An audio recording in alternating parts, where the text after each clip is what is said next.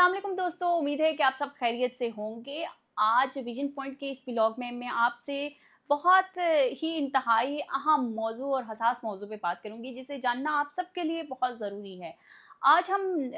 नकाब उठाने वाले हैं इस भयानक और सफाक चेहरे का, जो फितना अल हिंदुस्तान बीएलए की शक्ल में हमारे सामने आया और जिसकी हकीकत अब पूरी तरह से बेनकाब हो चुकी है। हम सब इस बात को जानते हैं कि भारतीय खुफिया एजेंसी रॉ के टुकड़ों पर पलने वाली ये दहशतगर्द तंजीम खुद को बलोच हकूक का अलमबरदार कहती है, लेकिन हकीकत इसके बिल्कुल बरक्स है। ये तंजीम दरअसल बलोच रवायात, क़यादत और हमारे खित्ते के अमन की बदतरीन कातिल एक सफाक प्रॉक्सी के अलावा कुछ भी नहीं है, जो बैरूनी आकाओं के इशारों पर मासूम लोगों की जिंदगियों से खेल रही है।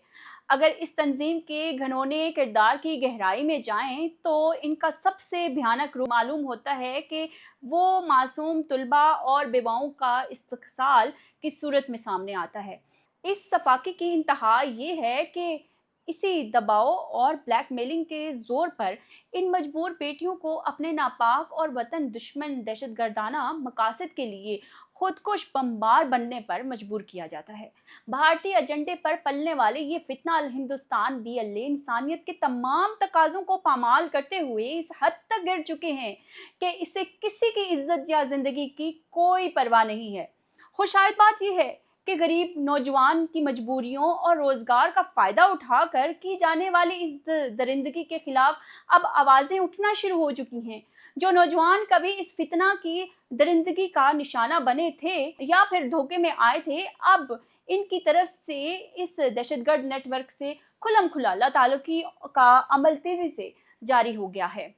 साबका अस्करी तरबियत याफ्ता और पहाड़ों पर जो धक्के खाने वाले उन अफराद को अब बहुत अच्छी तरह से इस बात का एहसास हो चुका है कि ये रास्ता सिर्फ तबाही, बर्बादी और रियासती दुश्मनी का रास्ता है। यही वजह है कि आज बलूचिस्तान का हर बाशऊर नौजवान आम आवाम इस फितना अल हिंदुस्तान के झूठे बयानिए, फरेब और प्रोपेगेंडे को यकसर मुस्तरद कर चुके हैं और लोग इस शैतानी फरेब से निकलकर अपने वतन से सच्ची वफादारी का हलफ उठा रहे हैं और बंदूक का रास्ता छोड़कर एक पुरअमन और जिम्मेदार शहरी की हैसियत से जिंदगी गुजारने को तरजीह दे रहे हैं।